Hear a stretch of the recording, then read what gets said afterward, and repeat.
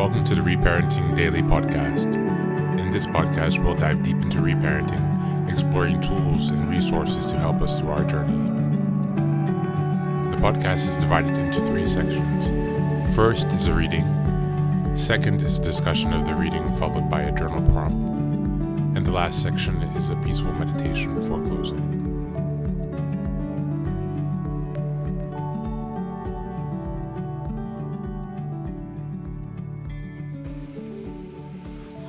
Good morning, good afternoon, and good evening for whenever and wherever you're joining us. Thanks again for being here today for another day of reparenting yourself. Today we're going back to the Tao of Fully Feeling by Pete Walker, and we're reading from the section entitled Busyholism and Codependence. The most traumatic effect of growing up in an emotionally bankrupt home are the tendency to fall into addictive or compulsive behavior as an adult, and the relationship response of codependency, the obsession with and compulsiveness about another person. It's a quote from Dennis Holy. Children are bred into codependency when they are forced to perform tasks that are rightfully the responsibility of their parents. Many future codependents do all or most of the housework, meal preparation, and physical care of younger children. Some are siblings, and sometimes their parents,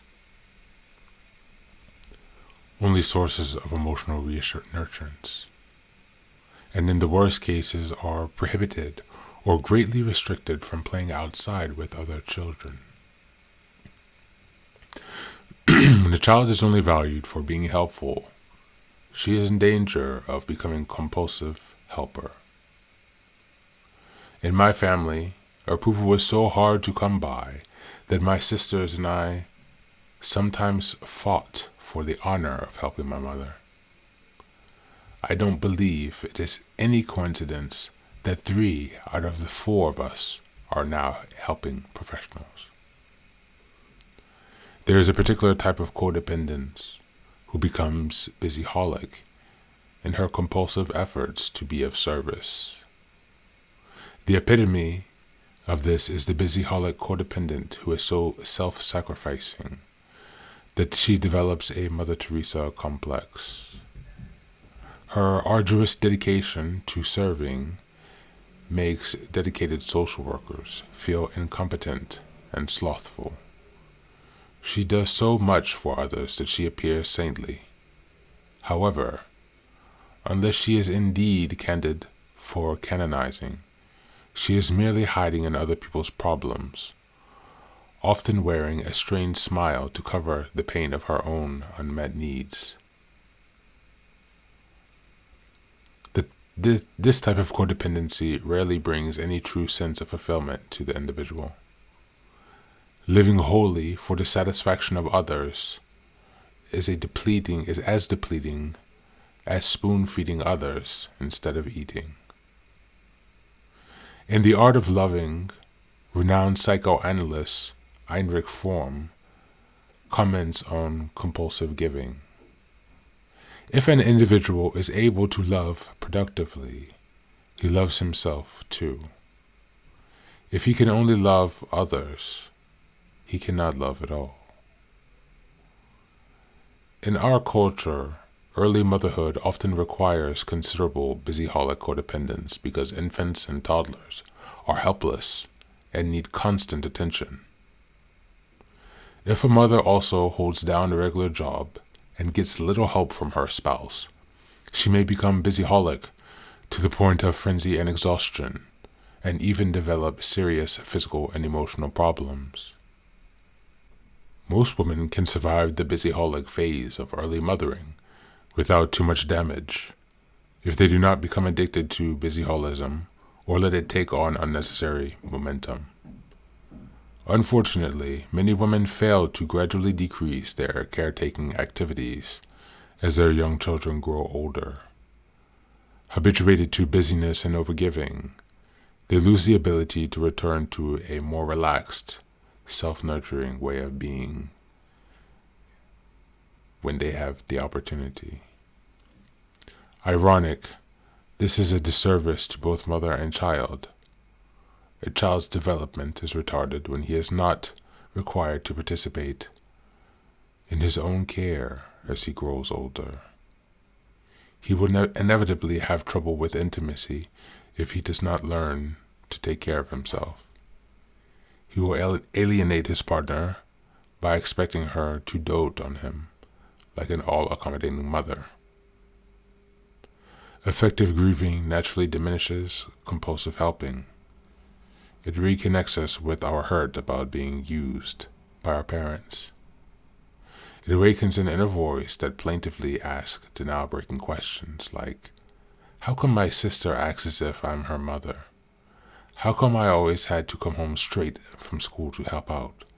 Why was mom always telling me about her troubles and never asking me about my day at school? Why did my parents come home why didn't my parents come to the school play?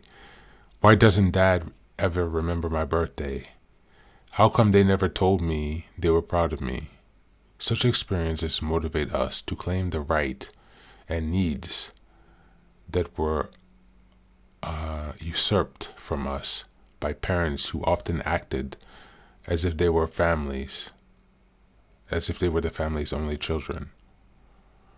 I see many clients emerge from deep grieving, fired up to champion themselves.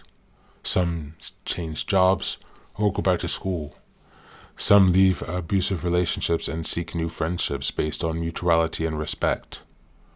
Some begin to play, finally adventuring into pleasurable activities they were prohibited in childhood.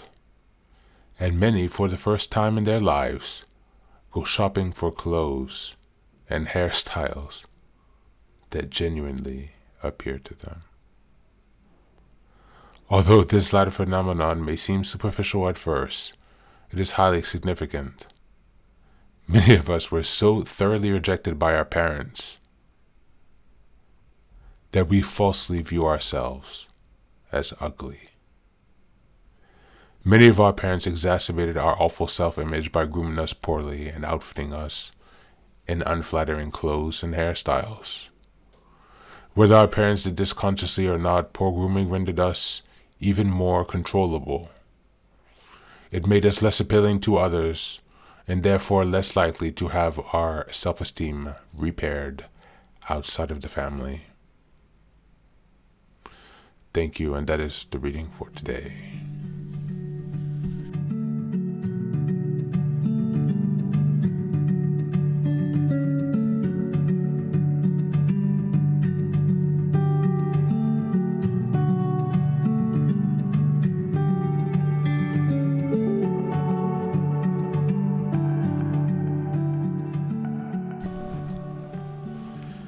Welcome back. Yeah, this is a really touchy reading. It shows the insidious nature of how we lose our self-image, how our soul is murdered. If you're familiar with the concept of soul murder, just having ourselves vacuumed out, sucked out by our familial needs or this toxic and dysfunctional familial structures. And so as part of this breaking away and rebuilding yourself, and it's an internal job, but it's also an external job, to be honest. Focusing on your appearance and your way you present yourself, or even learning how to do that for the first time, or even learning to be conscious of that for the first time because no one taught you or guided you. Some social skill deficits that come from that, and this codependency where your attention has been sucked onto someone else. Your parents who you had to babysit or parent themselves. And so this really will detract from your own light and your own ability to be yourself. And so today let's reflect on any dynamics of codependency in your life, particularly within your family situation, that have led to a damaged self-image. Now, this reading was focusing on codependency, but the damage could also come from narcissistic parent or an alcoholic parent, a rageful parent. There doesn't have to be a substance use disorder, but just dysfunction. Think and reflect on how that has reflected your self-image. As always, thank you for being here. Take care of yourself and be well.